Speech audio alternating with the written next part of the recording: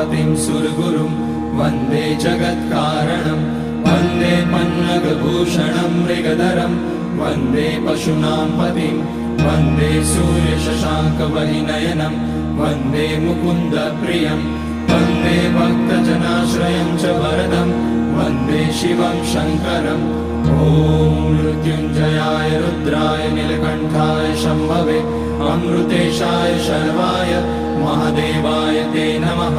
नमस्तेस्तु भगवन् विश्वेश्वराय महादेवाय त्र्यम्बकाय त्रिपुरान्तकाय त्रिकाग्निकालाय कालाग्निरुद्राय नीलकण्ठाय मृत्युञ्जयाय सर्वेश्वराय सदाशिवाय श्रीमान् महादेवाय नमः।